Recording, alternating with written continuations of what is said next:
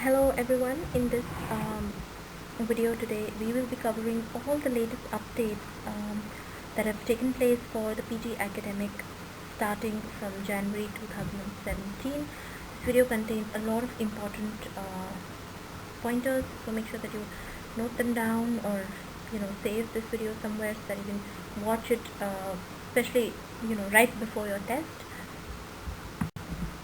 So here you can see the results of our programs. We basically offer score guaranteed programs. That means that we give you the strategies that you need to score 79 plus on each section or 65 plus on each section, whichever the case may be. But please make sure that you do not take the test unprepared, because there are definitely some changes and some updates that I will discuss shortly. So please make sure that you do not go unprepared into the test. So whether you want to have a 65 plus on each section or a 79 plus on each section, this video will cover all the important updates, and you need to know the particular strategy and technique, the software parameters, the scoring, as well as all the important information, because there have been a few changes or a few updates that you might not be aware of for PTE 2017. Now, when it comes to speaking, this is the #1 section where students who are non-native speakers, who are from Indian origin, or people of Indian origin living in other countries, there is a huge problem, not just in how you attempt each question, but in your basic overall fluency and pronunciation, right? So you need to understand how to improve those things with respect to 2017, when the test level feels a little bit difficult. The scoring feels like, oh, something is going on and you're not getting the score, it's not crossing, or you're facing trouble in improving your score, despite being better in solving the questions, right? So what is actually going on? So I will link the resources down below in the video description for whatever I am talking about here. That is related to your silences. So the first video that you want to watch, it is linked down below, about silences. That is by the Pearson official FAQ video by the Pearson official academic head, and you can watch that and kind of corroborate this information that I'm sharing with you. Your silences will impact your fluency. That means that if you are silent for more than 3 seconds on the test, your fluency is going to get impacted. So how to avoid that? You need to strategize the beginning and the ending both. You cannot have silences, right, also in the middle of your answer, right? So you need to know that as soon as the recorder begins for each question, you want to start speaking. As soon as your answer is done, you want to wait for 1 second for the answer to just like get saved by the software, and then you want to click next, right? So you don't want to wait or have any silences over there, because that will really impact your fluency. The other thing is that the native like accent is more crucial than ever for your pronunciation score. So if you have a heavy accent, and again, for the accent related FAQ, please again go to the description box and watch the accent update, and you can then come back to this video, or you can watch that later. So basically the gist is that the accent is going to interfere with your pronunciation score. It is going to interfere with the software being able to recognize your speech, because it is not a human grader, it is a speech recognition software. So I recommend that you let's say that you're practicing for read aloud, so you can pick up Google Voice Note 2 or any text recognition software, basically sound to text, right, that will convert. Now read out one paragraph and see in the voice note or in the OK Google software, or any software that is speech recognition software that you can that is a good branded tech company, right? And look at your text, look at the conversion of your sound that you read out into text, and see how many words are matching from whatever you say in the text. What are the differences? If 50% of your words are different, that means you will not get a 65 plus, right? If 2 or 3 words in a paragraph are different, that means you will get a 65 plus. And if all the words are matching, whatever it is that you are reading out is getting completely picked up by the speech recognition software, and the text that you read out matches the text right in your voice note, right, or your OK Google text, You can really see that the software is able to understand you. That means your accent is intelligible, right? That is what the FAQ video says. So what is an intelligible accent? That is what it is, right? Now if you have a very thick accent and your pronunciation scores are consistently low, then you want to work on building a neutral accent. You can go for accent neutralization, you can go for phonetic training. We also in class work on all these things. There are certain high frequency repeating words, especially in your speaking, which come a lot. For example, to give you an example of read aloud, anything with ology will definitely come because it's a scientific academic paper, and you can have biology, psychology, histology, sociology, anything coming in, right? But a non-native speaker will not speak it like that. They will speak it like biology. Okay, the pause is after O. That's what you are doing incorrect. Biology, psychology, and that is incorrect, right? And so even if the word is correct and it is getting picked up by the software, this is the second part, right? Your pronunciation is still messed up and it is still considered as a non-native phonological simplification. So the pause that you want to take is after biol, is after the L, biology, biology, not biology, biol, biol. So you want to say that very quickly, biology, biology, psychology, right? So the pause is not after the O, it is not biology, psychology, it is after the L, biology, psychology, right? Same way, photography, whatever. So you have all these words wherein your, even if you are clear and even if your speech is getting recognized and being converted into text, your heavy accent might be interfering with your pronunciation score.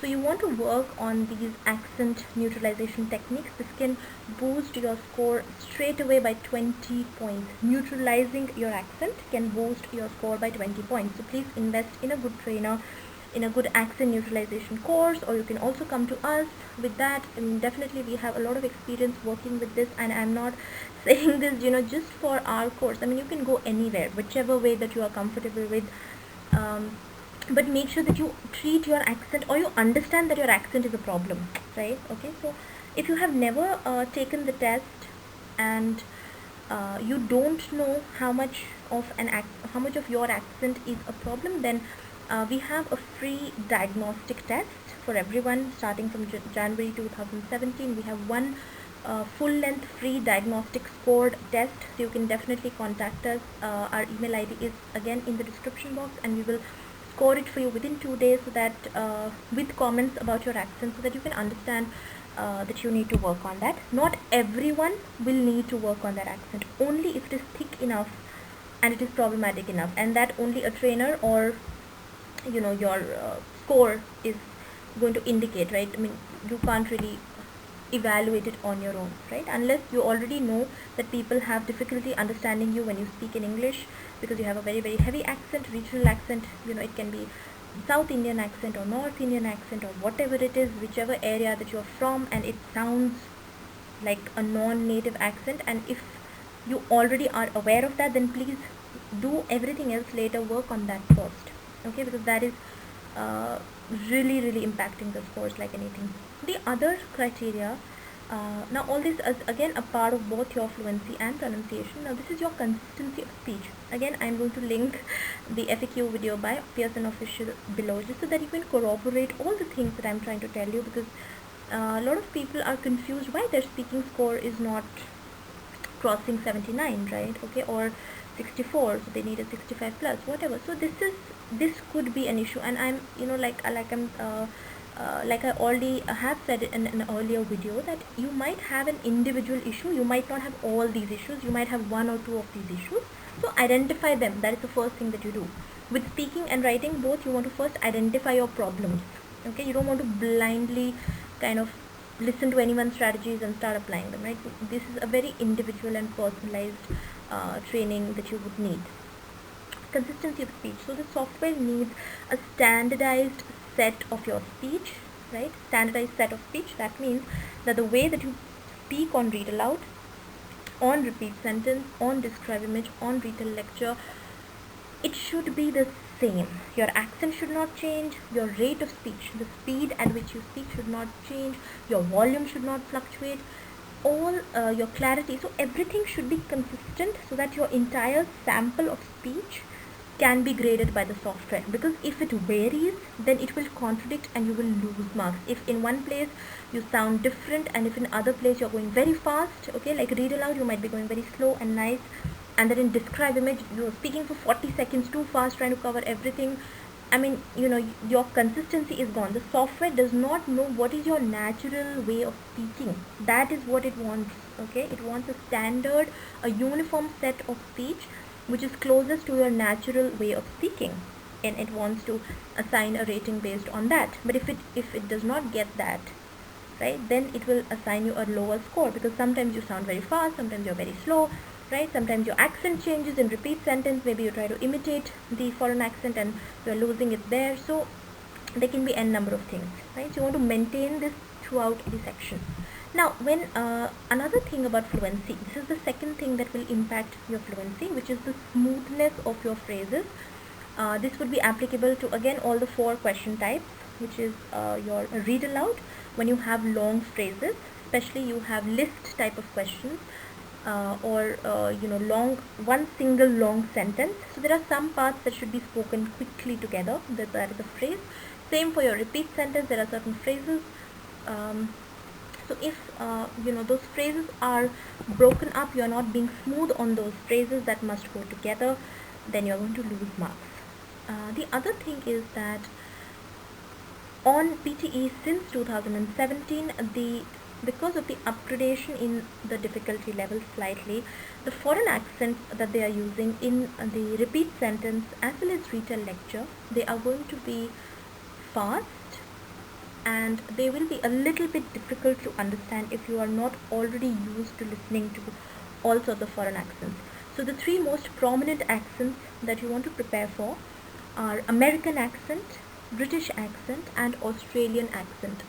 These 3 are not the only foreign accents that you may encounter. You might get other accents as well, but these 3 are the major ones. And if you have trouble decoding them, you should work on accent familiarization. How do you do that? By listening to academic audios, high speed academic audios, and again all the resources, everything else you can get in class. You can talk to someone else, whatever you want to do. You can whatever. I'll basically make a list of resources that you can use for all these things. Just like for speech recognition, for read aloud, you can use Google Note. For retell lecture and repeat sentence, you can use ed.ted.com. That is for academic audios, but you'll find a lot of high speed clips on npr.org, right, npr.org, right, and likewise there are multiple sources, right, all of which I cannot cover in one video, but because I don't want to make it very very long. But basically you need to work on your accent, right? So speaking has some listening skill involved also that you need to work on, right? The other thing is that the answer short questions are a little bit technical, right? They're too technical. There are some questions related to medicine and science, and for example, one question like, in the area of medicine, between antibodies and antigens, which one is beneficial for us? And this might sound like Greek to you because you might not be a medical student. You might not know what is an antibody, what is an antigen. So the answer is antibodies are beneficial, right? Okay, but if you are not prepared for answer short questions, and if you don't complete your answer short questions, again you're going to lose your marks. So make sure that you prepare all the past answer short questions. Answer short questions are again they have some changes. That means they are giving some images, wherein they are simple questions, 1 word, 2 words or 3 word answer, but still there is upgradation. So please make sure that you take the updated test, updated mock test, so that you are on on par, you are up to date with everything. Describe image, a lot of the describe image questions are either graphs, which is your bar graphs and line graphs and pie charts, tables and maps, right? These are the most prominent ones that are coming up, along with infographics. Infographics are pictures in the form of graphs, right? So there are certain pictures like shapes, and then there is percentages on it, right? The difference that is there, that a lot of your describe image might not have a heading, Okay, so because that is happening because a lot of the students tended to read out the heading, right? They were just reading it out, population growth in 2010, and they were just reading out the image heading from the graph and then speaking something. And the software wants you to use your own language. It wants to check your speaking proficiency, your vocabulary, your grammar. How do you frame a sentence? How do you speak naturally? So for that reason, a lot of the images are not coming with a heading. So it's just the data in front of you, right? And in 25 seconds you want to just look at that and understand, and then you have to frame a heading. So you need to be prepared with the strategies. What can I do to handle this, right? So again, you need to kind of be pre-prepared. Instead of depending on your spontaneous answering ability, you want to prepare some templates and use them, right? So the content of describe, image, retell, lecture, the length of your answers, right, for the high weightage questions, that is your detail, lecture and describe, image, needs to be nearly 30 to 32 seconds. Anything longer than that, now the score is not coming, because the software does not give marks for wordy answers, right? It does not really need 40-second long answers. If you are doing long answers, you are losing marks. In read aloud, if you have one or two lines, 35 seconds, your answer should be minimum for 20 seconds. Don't speak too fast. So again, basically you want to make a uniform style of speaking, especially for the test, that you can use, and you can have a higher score. And of course, scored practice tests, they are the only way that you can actually kind of improve, right? Okay. And if you want to kind of avail these 4 practice tests, I'm not currently giving it out just like that, because I'm only giving it to the students in the class, because then I can also evaluate and give feedback and help them out with the strategies. I mean, there's no point doing purely blind practice, right? Okay, maybe at a later stage I will put everything out openly up for sale or whatever, but it's my aim is for you guys to have the score, okay, and have the feedback, right, rather than earn money by selling some test pack or whatever. I mean, I'm totally very weird in that sense. So you really want to understand, ask your friends, people who have taken the test in Jan 2017, ask them about what are the changes that have happened, because there are a lot of changes that have happened. Not a lot, but I mean that you might not be if you are using the old material, let's say the official guide or the test plus. Official guide came out in 2009 and the test plus book came out in 2012, and it is now 2017. So there is an upgradation in the test level and the test pattern questions. So you really need to have that updated content available with you. Another tip, if you are a repeat test taker, please do not keep solving the same repeat sentence, the same questions over and over, because you already know them, you're already exposed to them. The only way that you will actually improve in the final test is if you are giving yourself never before seen questions, right? Okay, so you really want content, right? I mean, because that is where you want to really go for places where you can work on the techniques, get feedback on your individual errors, and practice with the scored and updated content. Okay, I feel that speaking is definitely challenging, so I spoke a lot. I'm going to keep it short so I can finish this video on time. Writing, there are a couple of changes. Now the first thing that I want to talk about is the number of questions. There are people who are getting only summary writing, right? That means so I'll talk about 4 different kinds of writing sets that you might get. Set number 1 is 3 summary writing and 1 essay. Set number 2 is 2 summary writing and 2 essays. Set number 3 is 2 summary writings and 3 essays. And set number 4 is 4 summary writing questions and no essays. Okay, so all these combinations are possible now, and all of these have different time limits, right? Because summary questions is 10 minutes and essay writing is 20 minutes. Suppose that you get set 1 as 3 summaries and 1 essay, that is 30 plus 20, 50 minutes. If you get set 2, that is 2 summaries and 2 essays, that is 20 plus 40, 60 minutes, so 1 hour. Okay, if you get 2 summaries and 3 essays, yes, you can get 3 essays, right? That is the big change. 2 summaries and 3 essays, again 20 plus 60, right? Okay, so that is 80 minutes, right? 1 hour and 20 minutes. set 3. Set 4, 4 summary questions, 40 minutes. So 40 minutes, 50 minutes, 60 minutes, and 80 minutes. These are the 4 possibilities. Now, how do you know how many essays do you have, or which set is going to come up for you? Because you cannot pre-look at a question. When you're in the test, the questions just come one by one, right? And there's a big timer running on the right hand side. So how do you get to know this? There's a very simple technique for this.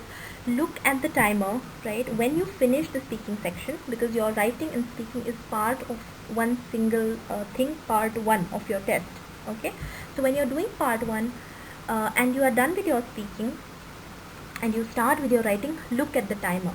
Okay, so when you start off, for example, let's say when you start off with PTE part 1, speaking plus writing, it can show something like 1 hour 20 minutes, 1 hour 40 minutes, whatever over there, right? The total time, that is not the time for just writing, that is the time for speaking plus writing. So once the speaking is done and you're done with your last speaking question, and you start off with your first writing question, which is going to be a summary, because you are definitely going to get minimum 2 summary writing questions, right? Okay, but at least that is what has been shared by PTE. So you want to look at the timer on the right at that moment, right, when you are on your first writing question. So if there are 40 minutes on the right, you know that it's 4 summaries.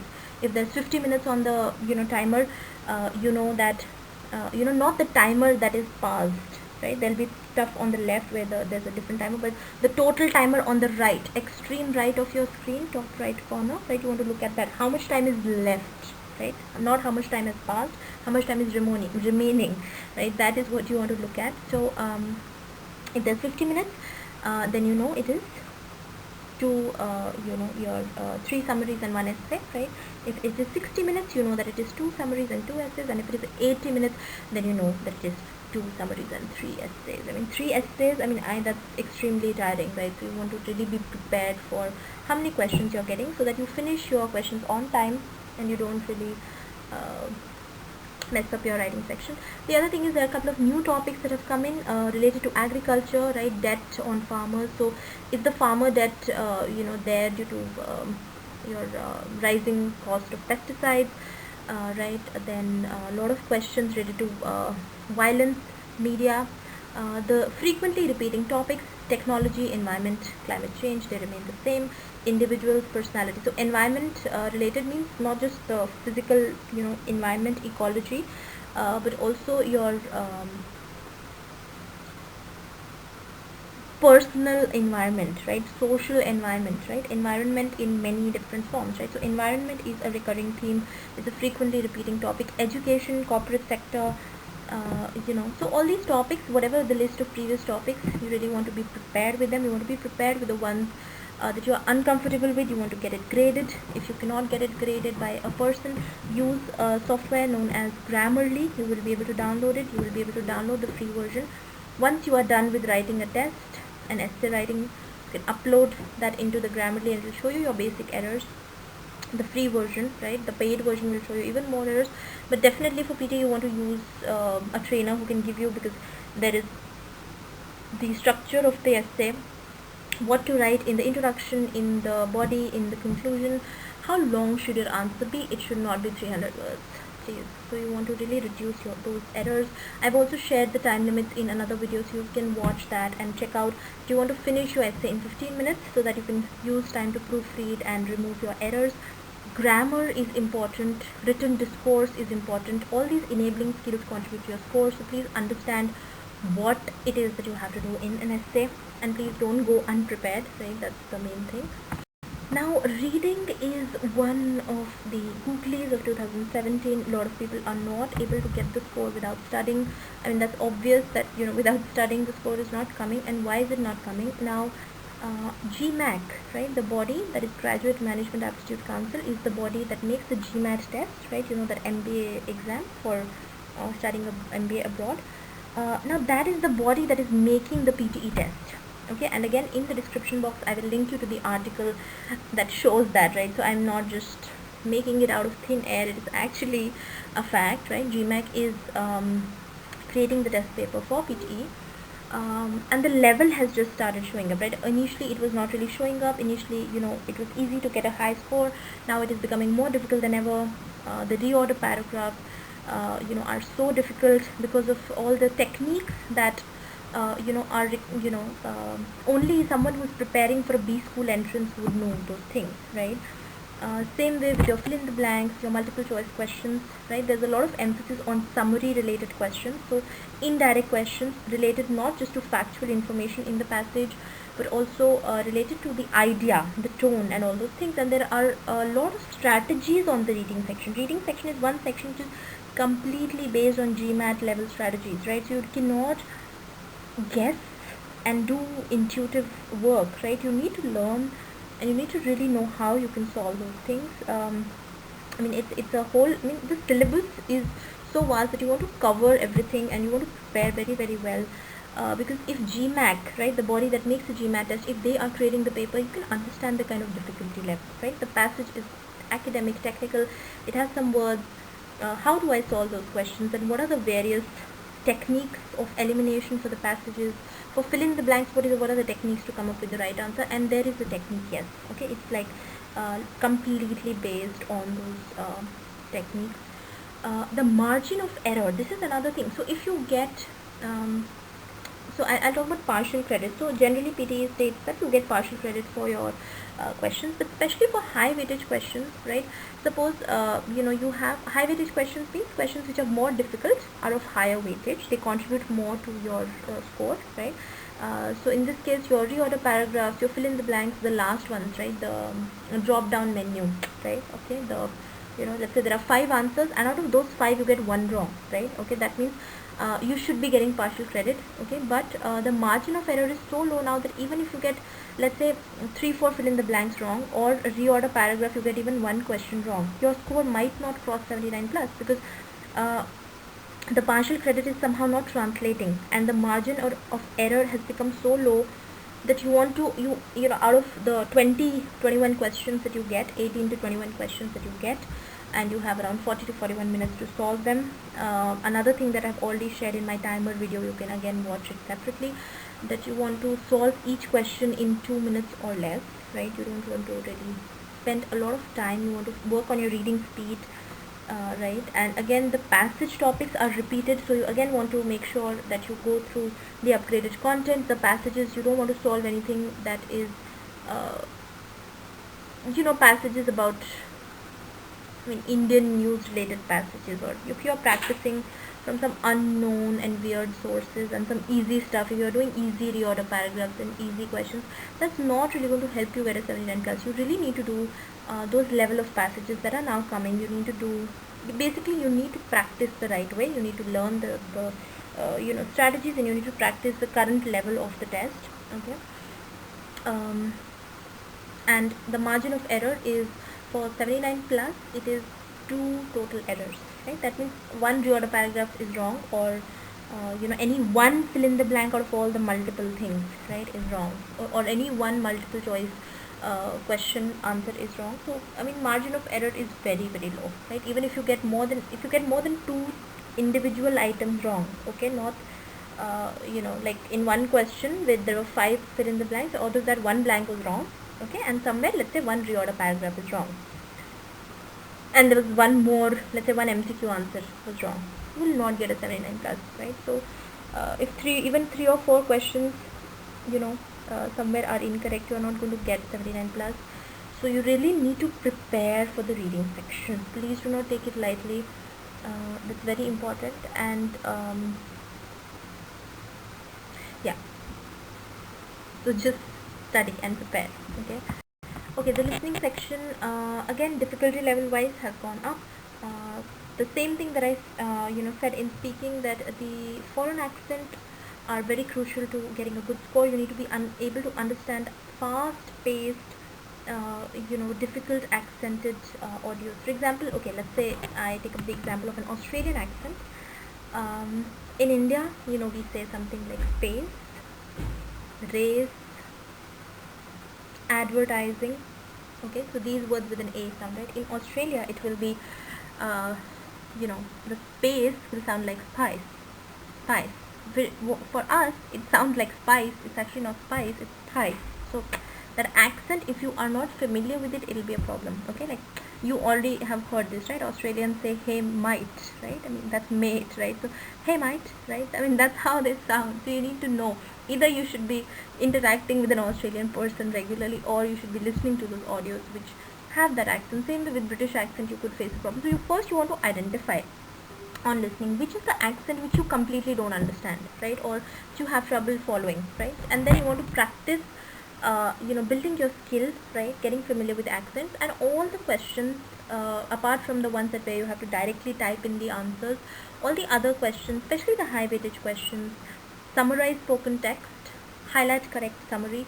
You want to take notes and you want to understand how to take notes, what is the right way to go about it. You cannot just think that, oh, I will listen to this audio and I will attempt the answer. It's not going to happen like that. Now again, for a 79 plus, okay, it's easy to get a 70 on listening. It's but for 79 plus you really need to put in the work. Okay, and again, just like reading, same with listening also, there are certain academic topics in the audios that are repeated. So the audios that you hear in class, in our classes, they are frequently coming on the test. So you really want to go through all the topics, right? You might be uncomfortable with quantum physics, or somebody who invented a vaccine, or somebody who's talking about, let's say, uh, environmental issues, right? But if you have done all of the audios in the class, you will be familiar with the topics, right? So that is one thing that you want to do for reading, speaking, listening. You really want to get familiar with the academic topics. Instead of being scared, you want to surround yourself with academic lectures and academic resources, so that you become comfortable, because the topic will not affect your performance as long as you know what to do, what the software wants, what strategies to apply. You will not really face the problem. Nobody, your answer does not depend on your understanding what is metaphysics, or what is a quark or a meson, right? I mean, it will depend on the strategies, right? Okay, how you're able to select the right option based on those things, right? Okay, so it's not really difficult. Trust me that PTE is not difficult to get a good score on, right? And if it were, we would not have been able to offer a score guarantee on these on our programs, right?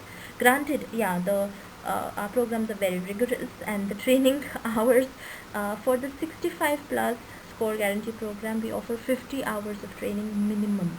Okay, I mean, anything less than that you cannot even expect a 65 plus, right? Same way for our 79 plus program, it is 80 to 90 hours of live tutoring that we do, which is, I understand, it's way more than what somebody can do, but you need that kind of rigorous study, and that is the reason that we are able to then offer you a score guarantee, that if you do this, if you study, learn the techniques, do the score practice test, right? And if your mock test scores are reflecting 79 plus, you are going to get that in the final test, right? So please prepare, don't take it lightly. 2017 is a year of great change and hopefully positive change. Please be aware of all your options and your resources. Again, I will just repeat this very quickly. The skill occupation list might undergo a few changes in 2017 July. So if you are on the problematic list, the flagged occupations, you want to take it before then, right? And right, like that. And don't treat PTE just as PTE. It is going to improve your overall English. So this training is going to help you not just in clearing the test, but in finding a job abroad, in clearing an interview abroad, in actually building a new life, right? So instead of booking the test date and taking the test again and again, please get some guidance, get some help, talk to your friends who have gotten a good score. If you don't know anyone, then definitely take up the score guarantee programs. I mean, you really have nothing to lose and everything to gain. So I'll just end this audio with one small update. There is a free full-length score diagnostic test that we are offering to all the students who want to take the test and who have never taken the test. If you are a repeat test taker and you've already taken the test once, I don't think that you need it, but even if you want to have it, you can definitely go for it.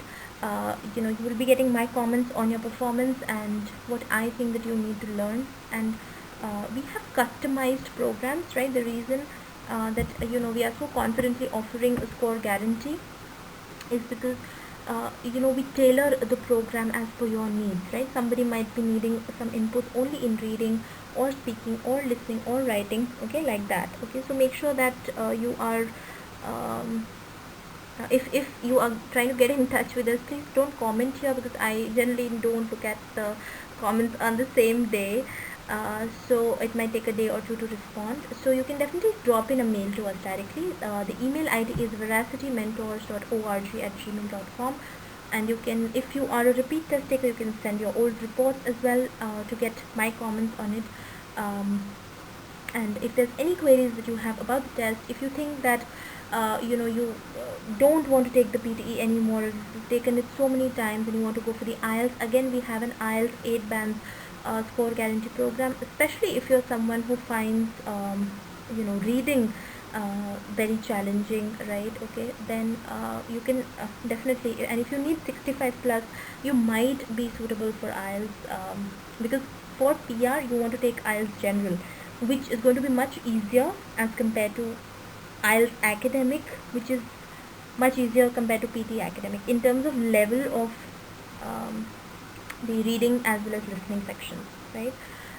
But if you are looking for a 79 plus, right, then definitely PTE is still a good option. PTE is still the better option, but again individually, right, depending on your score breakup, depending on where is the challenge. If writing and speaking are the challenges, then PTE is definitely the more scoring of the two, right? And if reading and listening are the more challenging parts, then IELTS can be a good option for you.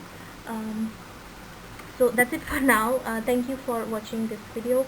I wish you a very happy 2017 and loads of success. Okay, bye.